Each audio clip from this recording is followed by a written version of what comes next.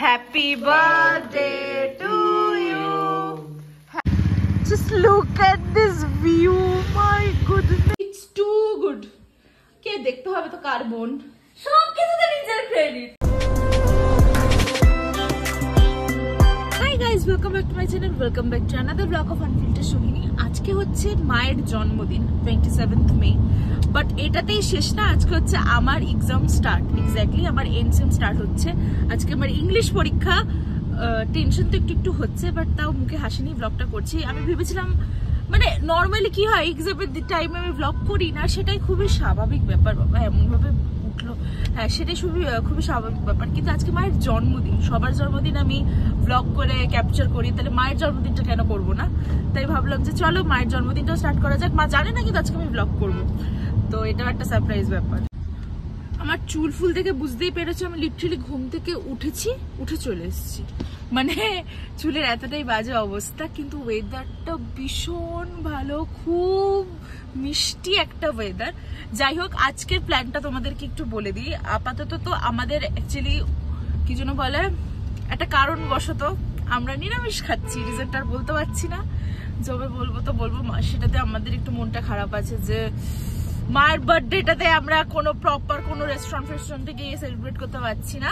যাই হোক, আজকে বাবা আসছে ফর আ চেঞ্জ। এক্স্যাক্টলি বাবা আজকে আসছে। বাবা তো মায়ের জন্মদিন উপলক্ষেই আসছে। তো দুপুর বেলায় মাই রান্না করছে মায়ের বার্থডেতে। আমি নর্মালি রান্না করে দিতাম, কিন্তু আমি যেহেতু কলেজে এসেছি তাই আমি রান্না করতে পারবো না, তাই মাই রান্না করছে। আর যেটা সারপ্রাইজ ব্যাপার সেটা হচ্ছে যে আমি কলেজের মানে এক্সাম শেষ হয়ে যাওয়ার পর যাবো CC1-এ, কারণ আমার কলেজ থেকে খুবই কাছে। CC1-এ গিয়ে আমি একটু গিফট কিনবো মায়ের জন্য। তো এটা পুরোপুরি মায়ের জন্য সারপ্রাইজ, বিকজ মানে মা ভাবতে পারবে না আমি কিনবো, আর আমি বলবো যে আমার বুক সাবমিট করতে হবে লাইব্রেরিতে, তাই হঠাৎ করে দেরি হয়ে গেছে। এসব বলে কিছু একটা বুঝিয়ে দেবো। যাই হোক, তো ব্লগটা দেখতে থাকো, আই হোপ ভালো লাগবে। হয়ে গেছে এক্সাম দেওয়া, আর জাস্ট বেরালাম, আর প্রচন্ড বৃষ্টি পড়ছে। একটু ভিজে গেছি। মাকে ফোন করে বললাম যে হ্যাঁ মা এক্সাম হয়ে গেছে। এবারে মাকে তো আমি এটা তো আমি বলতেই ভুলে গেছি যে আবার লেট হবে। যাই হোক, বলবো যে গাড়িতে প্রচন্ড ট্রাফিক ছিল, তাই লেট হয়ে গেছে। পৌঁছে গেছি CC1। হ্যাঁ পৌঁছে তো গেছি CC1, বাট অ্যাকচুয়ালি কি কিনবো আমি জানি না। আমি সত্যি বুঝতে পারছি না কি কিনবো, বাট কিছু তো একটা কিনতেই হবে স্পেশাল, যেটা মায়ের কাজে লাগবে। আমি না একা CC1 কোনোদিনও আসিনি, আমার প্রচন্ড বোরিং লাগছে। মানে আমি যেটা বুঝলাম, আমি একা বলে না যে if you went up to that life, যে তুমি একা রেস্টুরেন্টে বসে খেতে পারবে আর একা কোথাও যেতে পারবে, তাহলে তুমি পৃথিবীতে সব কিছু করতে পারবে। আমি মনে হয় এখনো অতটাও ম্যাচিওর হইনি যে একা সব কিছু করতে পারবো। এখানে ম্যাক্সের শোরুমটা খুবই বড়, আমি আর মা নর্মালি এখানেই আসি, তো ভাবে একটু ম্যাক্সে আসলাম, দেখি যদি মায়ের পছন্দের মতো কিছু পাই তো নিয়ে নেবো।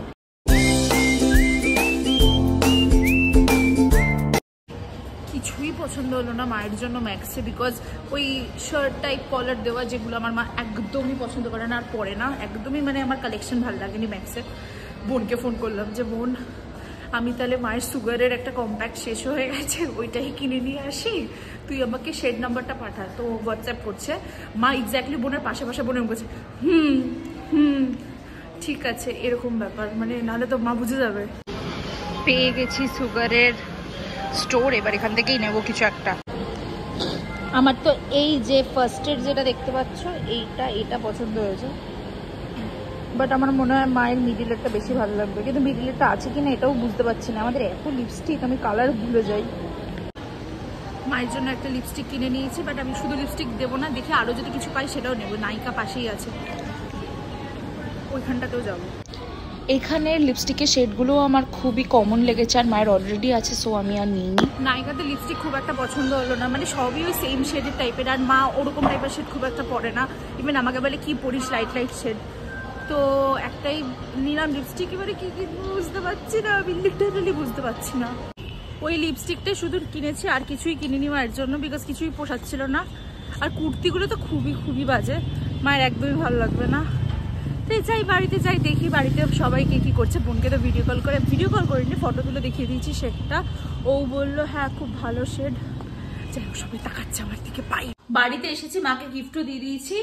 আর বোন কি বানাচ্ছে দেখো, বোন বানাচ্ছে হচ্ছে গোলাপ জামুন। আজকে রান্নাঘরের দায়িত্বে আমার বোন, আর দায়িত্বে না, গোলাপ জামুন বানাচ্ছে। আর দেখো গোলাপ জামুন গুলো, উফ পুরো লাফটার শেফের গোলাপ জামুন গুলো, এরকম গোলাপ জামুনের কি জানো, লাফটার শেফ না অভিষেক শর্মা। ও মাই গড, জাস্ট দেখো কতগুলো এখনো। এই লটটাই ভেঙেছে, তুই এই লটটাই ব্লগ। না না না না, এইগুলো দেখো কি প্রপার পারফেক্ট সাইজ হয়েছে, উফ টু গুড। আর এখানের সাইজ গুলো দেখো একদম প্রপার যেরকম হয়।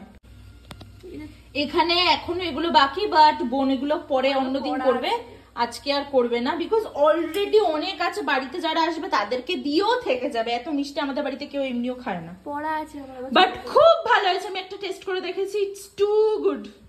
কে দেখতে হবে তো কার বোন, সবকিছুতে নিজের ক্রেডিট। ইয়া।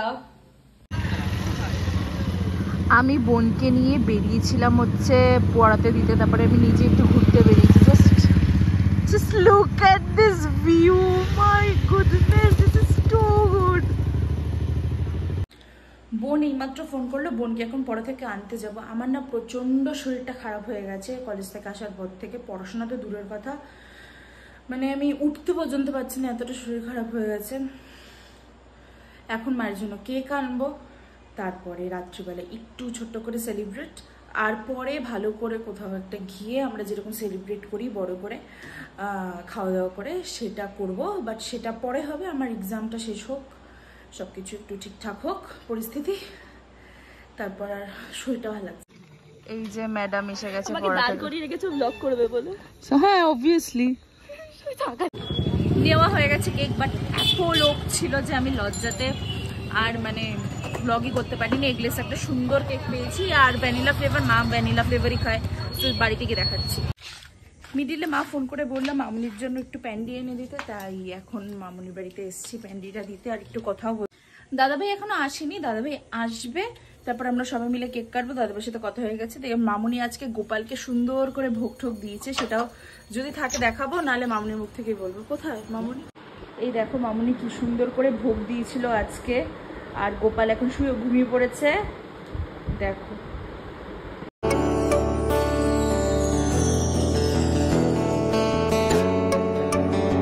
আজকে মামুনি অনেক কিছুতেই ভোগ দিয়েছে, যেমন খিচুড়ি, 5 রকমের ভাজা, তারপরে তোমার পায়েস ছিল, লুচি ছিল, মালপোয়া ছিল, প্রচুর সবকিছু মামুনি একা হাতেই করেছে। মামুনিকে তো নেওয়া যাবে না, এখন পরে নেব। এই দেখো মা কি সুন্দর রেডি হয়েছে, অনেক জবরদস্তি করার পর মা ফাইনালি রেডি হয়েছে। আর ব্লগে মানে প্রপারলি মাকে এখনই দেখতে পাচ্ছ। আচ্ছা তোমাকে যে আমি লিপস্টিকটা দিয়েছি, তোমার কেমন লাগলো সেটা তো বলো না। লিপস্টিকটা খুব ভালো হয়েছে, কালারটা, ওই কালারটা আমি অনেকদিন ধরে ভাবছিলাম কিনবো। আর বোনের গিফটটাকে, হ্যাঁ বোনের গিফট করেছে ভালো, মিল্কি বার, যেটা আমি ভালো খাই। তোমার বর কি গিফট করেছে? বড় আইসক্রিম নিয়ে এসেছে। বাবা, বর শুধু আইসক্রিম এনেছে? আরো তো বেশি গিফট পাওয়া উচিত তোমার। প্রায় 10:30 বাজে, মা এখনো কেক কাটেনি, কারণ বেসিক্যালি মামুনি তো আসছে, মামুনি আসবে কখন। ভোগ ঠোক দিয়েছে তো গোপালকে, হ্যাঁ একটু গুছিয়ে টুচিয়ে রেখে আসছে, তাই জন্য हम लोग वेट कर रही हूँ। আপাতত তো কেকটা খুলছি, প্রায় 11টার মতো বাজে। এখন যদি কেকটা না কাটি আরো বেশি লেট হয়ে যাবে, তাই কেকটা কেটে নেওয়া হবে। আর আমি তোমাদেরকে বললাম না যে এটা খুব সুন্দর দেখতে কেক এনেছি, কেকটা আগে দেখিনি আমি, মানে মিও আমারতে তার টেস্ট দেখিনি। সেটা হচ্ছে কেকটা দেখো কি সুন্দর দেখতে, আমার ভীষণ পছন্দ হয়েছে কেকটা। আর মা চকলেট ফ্লেভার একদম খায় না, চকলেট খাই না, মানে খাই না, মানে মুখেই দেয় না, তো মায়ের জন্য perfect. Happy birthday to you, happy birthday dear মা, হ্যাপি বার্থডে ডিয়ার মা, হ্যাপি বার্থডে টু ইউ।